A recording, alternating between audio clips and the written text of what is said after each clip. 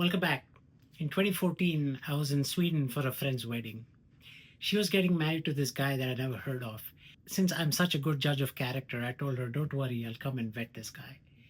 At the time, I was interviewing developers to help me build a product prototype for Luminaire. I was getting quotes for about $80,000 to build a prototype just to get it off the ground. I ended up in this small cafe in Uppsala, Sweden, sitting across the table from this guy called Marcus. We had a long conversation about the sepsis problem. The 22-year-old died, the 300,000 people a year who continue to die in our hospitals, and the $2.1 billion problem in the market. Not just that, there was just something special about Marcus. He said, hey, you know what? Version 1 can do this, and version 2 can do this, and version 3 is the one that has the real artificial intelligence. We talked about the broken workflows, and we couldn't stop talking about the problem. And then he got married, and I told him not to talk about the idea at his wedding. And I came back to Houston to be on call in the hospital. He called me up. And 3 weeks later, he moved to Houston to my spare bedroom, and we ended up becoming co-founders and survived the next 12 years of trench warfare. People ask me this all the time. Can I do this myself? The answer is a hard no. You need a team. It's not just about sharing the workload. Early stage investors, the ones who helped us eventually raise over $8 million, don't actually invest in your idea. They don't even invest in your product. They invest in the team. One of my mentors told me that an A product with a B grade team will fail, but a B grade product with an A class team will always win. They invest in the team. They want to see if the doctor or the nurse practitioner, the PA, the clinical expert can work with the engineer who's the technical spine of your company to survive the trench warfare that's going to come upon your startup.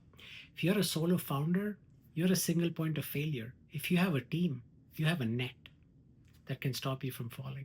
When I was quoted $80,000 for a prototype, I realized that if I paid that, I'd be broke before we even found our first customer. You usually need a technical co-founder who's as obsessed with and solving the problem as you are. These people are hard to come by. Marcus and I didn't start by building a finished software system that worked for a hospital.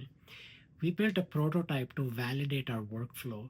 We looked for product market fit by talking to a lot of nurses, a lot of doctors, a lot of healthcare leaders in the hospital, a lot of people in the IT field. We went to places like the Texas Medical Center's Innovation Institute, or TMCX, and we eventually designed a first of its kind workflow system for sepsis that was deployed in just a 12-bed ICU. Sepsis mortality went down over a period of a year. We deployed at a second hospital. Sepsis mortality went down until we ended up deploying at Cedars-Sinai. You can't outsource that sort of innovation for a flat fee. You need someone in the room with you at 2 a.m. when the code breaks. How do you find your Marcus? You don't find them on a job board. Sometimes you might. You find them by talking about the problem, by giving your startup, which is like a plant, as much sunlight as it can get, and keep talking about it till you find someone who's as obsessed about solving the problem and helping people as you are. Luminaire went on to work with the greats like Mayo Clinic and Cedars-Sinai because our team had both the clinical soul and the technical spine. So here's your homework before you see the next video.